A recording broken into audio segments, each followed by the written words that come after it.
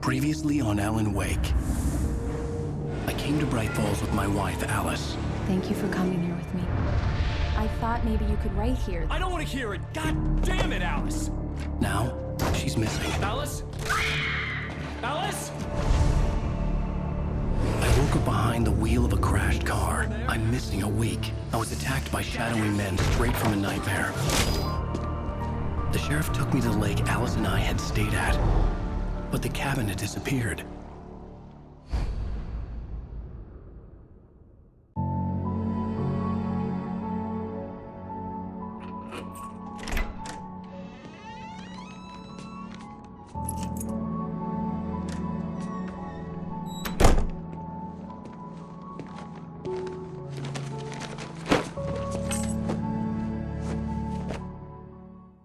Honey, I'm home. Back here, sweetie. How was it? Worst weather I've ever seen. You should put some coffee on. It'll warm you up. Well, as you can see, we're in New York City about 3 years ago in the middle of an intense blizzard. Coffee's on. Great, thanks. I'll need it if I'm gonna finish this by tomorrow. Well, doesn't look like anyone's going anywhere tonight. Oh, hey, I just finished those cover mock-ups. They're on your desk. Tell me what you think. No kidding. I didn't think you'd get them done this quickly. On occasion, I can perform all sorts of miracles, my dear. Oh, really? Well, you seemed to think so last night. So, ignoring that, as you can see, they have 3 pictures right here of the real model they used for Alan Wake. And over in his study, there's a QR code again that we can scan. This one just shows some text and is a direct reference to the PC port. These look really good. Oh, sure, until Barry gets his hands on them. Which, by the way, will happen over my dead body. The last time was the last time. Oh, and speaking of Barry, he called. Alan! Alan, please check the fuse box. I'm right here. I'm on it, honey. Please hurry! Before we do that, though, you can see on the shelf over here that we can look at Alan's previous books. And they seem to be next to a mystery kind of crime award, so it looks like he's pretty good. I really don't like this, Alan. Please hurry! Let's get to that fuse box. Honey, it's a power outage. I've got the flashlight. Okay. Hi. You okay? I'm sorry. It just really spooked me. Don't worry. We'll just break out the candles. I know it's stupid, but it's just... especially when I'm not prepared for it, you know? It gets to me. I love you. Tell me a story, writer. Okay. I used to have these nightmares when I was a kid. The dark really spooked me, too. When it got really bad, my mom gave me this old light switch. She called it the clicker. The clicker, huh? Yeah. If I ever got scared of the dark, I could just flip the switch and a magic light would scare the monsters away. Oh, sure. Here it is. Alan. Maybe it'll help you, too. Yeah, nice story, writer boy. You made that up right now, didn't you? No. Seriously. I love you, even if you are a liar. Thanks for this.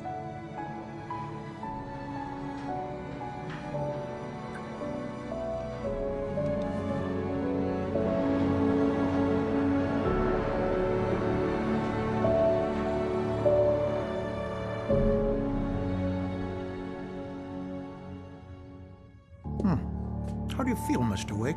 Any nausea, disorientation, anything like that? Mr. Wake, how are you feeling? I'm okay. My head's fine. I had to lie about my headache and memory loss. He'd send me to a hospital for tests. I couldn't leave without Alice. Very well. I don't think you have a concussion, but you've obviously been through quite a shock. You should take it easy for a couple of days. Thanks. Well then, Mr. Wake, we're done here. If the pain gets any worse or you experience any other symptoms, you should come see me. I'll let you get on with it then. Sarah, Sheriff Breaker, is waiting for you. She's very good at her job. I'm sure she can locate your wife in no time. Doc Nelson was the image of a small-town doctor. Sheriff Breaker had called him to the station to take a look at the cut in my head. I'm sorry you had to cut your morning fishing short for this, Doc. Oh, she's a beauty, ain't she? Not the biggest I ever caught, if you can believe that coming from an old fisherman like me, but she's right up there. Now, she's a largemouth bass, which is what you're after if you prefer a lure. Now, if you want either trout or salmon, on the other hand, then it's fly fishing for you. You a fishing man, Mr. Wake? Oh, doesn't really matter, I suppose. But it can be very relaxing out there. You can't get me off the water this time of year. Closest thing to heaven. I'll take your word for it, Doc. Well, we've got the all clear from the doctor, so I guess we can go see the sheriff. But, of course, we're gonna go mess around first.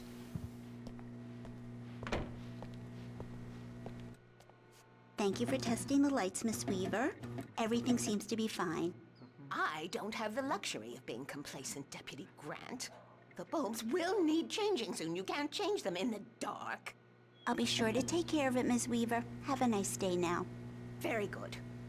I'll come back later on to remind you, just in case. Mr. Wake, the sheriff is waiting for you in her office down the corridor. That was Cynthia Weaver. I guess you can call her the town eccentric. She used to be the editor of the local newspaper, but she's focused on, other things these days. She'd fit right in where I come from. As you can see, she's a little obsessed with maintaining the light bulbs of the whole town, refuses to step on shadows, things like that. Back in her day, she wrote about all sorts of weird things in the paper. Bright Falls has a colorful history. Of course, what small town hasn't? Well, let's do a little bit more exploring before we go see the sheriff. We can't get into the cell area just yet, so let's check out this room. Yeah, it's Mulligan here. I'm at Stucky's gas station with Thornton. There's no sign of him. Over. Wait. Yeah, this is Thornton. Look, we've located the brake float. It's here. That's some good news, right? Stucky was supposed to be driving it at the rehearsal today. Over. Oh, give me that. Mulligan here.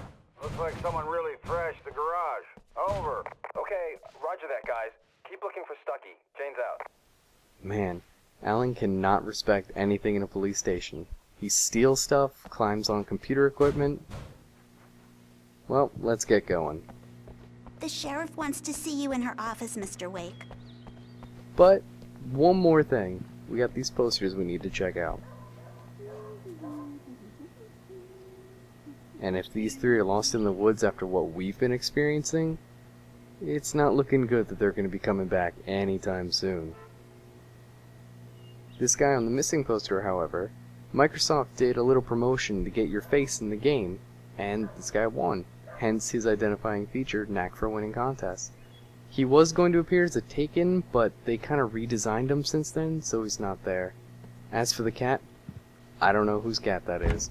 Come in, Mr. Wake. Your phone's on the desk. The battery was dead. It's charged now. Have you started looking for my wife yet? My men are already on it. Now, can you tell me what happened? I'm not sure. I can't remember. We were arguing. I walked out of the cabin. The cabin on Cauldron Lake? How did you end up at Stucky's gas station? I wanted to tell her what had happened last night, but I couldn't. She'd locked me up. Excuse me. I need to take this. Hello? Alan, please help me. Alice? Stop talking to the law. You'll do exactly what I say if you ever want to see your wife again. Who is this? Go to the back lot. There's a hole in the fence on the left. Look inside the junker. I left a little something there to convince you we're all on the same page here. After you ditch the cops, you're gonna meet me in Elderwood National Park. There's a spot called Lover's Peak. Midnight. Don't do nothing stupid, pal. We're watching you. Mr. Wake, can I help you with anything? I need to get some air. The sheriff said I could go out back. Of course, Mr. Wake. You can get there through the cell corridor. Just don't mind Walter in there. He's one of our regulars. I thought he quit drinking for good. Oh, no such luck. He went on a bender and beat Danny pretty badly. He started shouting like that the moment he woke up. You can get to the back lot through that door and down the corridor, Mr. Wake. Thanks. Hey, mister! Hey, can you turn the lights on? The deputies, they don't understand. They won't listen to me. I need it to be bright in here. Well, this guy's drunk as hell, but let's do him the favor. Thank you, man, thank you. Hey, you're alright. You're a good guy. Don't let anybody tell you different. You know, I shouldn't even be in here. The cops, they got it all wrong. See, sure, I beat him up, but I wasn't drunk. I mean, I wasn't drunk at the time. I only got drunk afterward. Seems like he's drunk all the time. Not just now. The early morning light hurt my eyes and made my head ache. The man on the phone had said, go through the fence on the left. And here we have another radio broadcast. Well, folks, it's been another long night, and it's about time for me to sign off for a while. God knows I need my beauty sleep. Just one more item before I go. It's been a busy night for the Sheriff's Department. We've had a few broken windows, even a report of shots fired on Main Street. Deputies Mulligan and Thornton had to deal with two intoxicated young men who were celebrating the completion of their Deerfest float. Now, folks, we get this every year. I know it's exciting that the big day's almost here, but let's save it for the party and leave the gunplay for the shooting competition, huh? There's no point in getting all worked up yet. Well, the guy on the phone said that there was a junker. There it is, behind the fence. So, I wonder what we're looking for in there.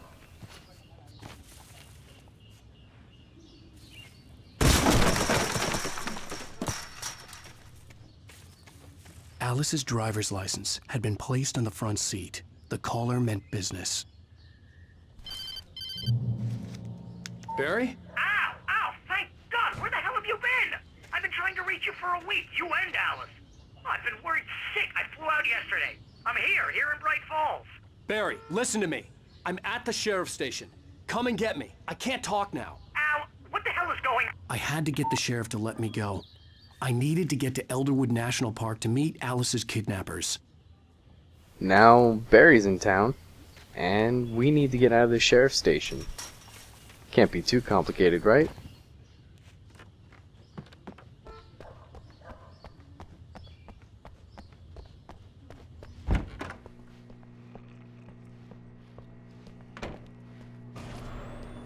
A writer is a light that reveals the world of his story from darkness, shapes it from nothingness.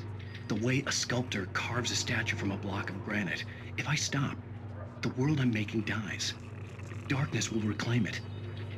It's a long, hard journey into the dark. Alice's life is at stake, but I can't think about that, or I'll lose it. The dread lingers at the edge of perception. I'll push on. Anything is possible here. I'll write the story. I'll save her.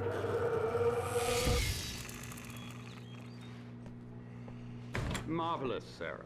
I just wanted to settle all the damage the Anderson brothers might have inadvertently caused on their recent and regrettable little outing. They are not accountable for their actions, of course. I can assure you that my staff has been reprimanded. Tor and Odin never caused any trouble to anyone when they were still living at their farm. Indeed. All we can do is to slow down the progress of their dementia. Are you feeling any better, Mr. Wake? I'd like to leave. Am I free to go? Well, we still need to talk about... Am I under arrest? No, of course not. But I need to know where you'll be staying so I can get in touch with you. I'd avoid the motel. The Majestic is known for its roaches. The cabins at Elderwood are pretty nice, though. That sounds perfect. I'm Dr. Emil Hartman. I'd like to invite you to stay at Cauldron Lake Lodge. Did you talk to my wife? I had the pleasure of discussing your situation with her on several occasions. Did you set something up with her? I invited her here. My clinic is a place where... Oh! Hey! Oh, my! Take it easy. Everybody move! Get your hands off of my client! Who are you? I'm Barry Wheeler, his agent. If you have business with Mr. Wake, you talk to me. You yokels won't know what hit you once I sick my lawyers on your asses. No harm done, Sarah. I'm all right. I don't want to press charges. Mr. Wake, my offer still stands. Get me out of here. What the hell was that about, Al? We don't need a replay of that thing with the paparazzi. I thought they were gonna lock you up. I had to talk to someone. I told Barry everything. He thought I was certifiable, but when he heard about the manuscript, I had him. The fact that I'd written something, even if I couldn't remember it, was enough for him. He smelled money. And he believed that Alice had been kidnapped. Anything beyond that was another story. I had a midnight appointment with the kidnapper in a place called Lover's Peak, somewhere in Elderwood National Park. The plan was to rent a cabin. I don't like it, Al. I don't like any of it. It's not good. In fact, it's the absolute opposite of good. Mr. Wake! Barry, you found him. Hi, Rose. Oh, wow. I was just thinking about you, too. Great. I was just bringing Rusty some coffee. He's on the balcony, looking after Max. Poor thing. I really need to go. Great to see you again, Mr. Wake. Later! Who's Max? What an airhead. Jeez, Mr. Takes a swing at everybody. This is not her fault. She's a very nice girl and, more importantly, a fan. She even has a fan site dedicated to you. And she was very helpful when I was looking for you. Seriously, Al, what you were saying in the car? Just listen to yourself. What, you shot a guy and his body just disappeared? When was the last time you slept? What, are you high? Have you been drinking? No! Look, Barry, I'm missing a week. And someone's got Alice. Do and you everything's just... understand what it sounds like when you say stuff like that? Don't get me wrong, it's a good story, could be a bestseller. But when you start confusing fiction with reality, you're buying yourself a ticket to the funny farm. Wait here. So now we're joined by totally not at all clingy Barry, who, after not being able to contact us for a week, decided to fly out. Even though we were on vacation, weren't we? Well, anyway, here we are at Elderwood National Park. We're going to try to rent a cabin from Rusty, who we saw earlier at the diner. And right here we have a mammoth on display from the La Brea Tar Pits, and I guess they just decided to make it the park mascot. Off to the side from that, we have a timeline of evolution for some reason, but it's pretty simplified, because I think there are more animals than that on the timeline. And aside from that, and everywhere else, a bunch of dead stuffed animals, including a grizzly bear. Anyway, let's go get the cabin key. Easy there, boy. I'm almost done. Hey, Rusty, right? You rent cabins. Oh, Mr. Wake. I'd shake your hand, but mine are kind of full here. Actually, I'm sorry about this. Would you mind grabbing the registration form from the desk? It's just across from Bucktooth Charlie. Okay, sure. What happened? Crazy poachers. Max here got his foot caught in a trap. They're illegal to use here. Hell, you're not supposed to hunt within the park at all. But that doesn't stop some lowlifes. Well, at least Max is gonna be okay. He got lucky. Max is still groggy from the shot I gave him, and I'd rather not leave him alone just yet. The form's on the desk across from the mammoth skeleton. Seriously, Al, you can't just go and meet a kidnapper. Those situations always end up in disaster. You gotta talk to the cops. She's my wife, and it's my call. Can we talk about this later? No. This whole thing Listen, you hit your head. I mean, geez, Al, come on. You gotta understand how crazy all this sounds. If you're trying to pull a joke on me, freak me out, it's working. Ha ha, let's have a laugh on Barry. Well, you had me going there real funny, Al. You can quit it now. Well, it looks like Barry doesn't believe our story about killing a couple people last night. Guess I can't really blame him. Well, let's get this form back to Rusty and we can get going. I feel bad for Max, though.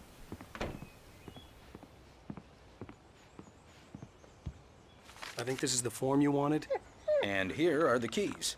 Okay, you're all set, Mr. Wake. Glad to have you staying here. Thanks. Can you tell me how to get to Lover's Peak? Oh, sure. It's at the end of the nature trail. Just follow the paths, you'll get to it eventually. It's an easy walk. Nice spot, too. If you have any trouble finding it, just keep your eyes on the radio mast. It's right below that. Oh, and hey, if you take a walk in the woods, watch your steps so you don't end up like Max. I guess I'm a little worried. We got a bunch of campers out there we haven't heard from. It's not like these people are on a schedule, but with the traps, well, you know, I just don't want any trouble. Look, Al, you're asking me to believe that you shot a dude who went poof into thin air, a guy who was bulletproof until you pointed a flashlight at him. You hear that from people who end up spending time in padded rooms, strapped to their beds, wearing white shirts with too long tangled up sleeves, and eating a healthy diet of pills. Al, you make cruel jokes about people who believe that kind of stuff. You're the skeptic. You gave me an hour-long lecture on homeopathy last month. What was it? If there's no proof, it's pure bullshit. Period. Guess the laugh's on me then. Al, come on!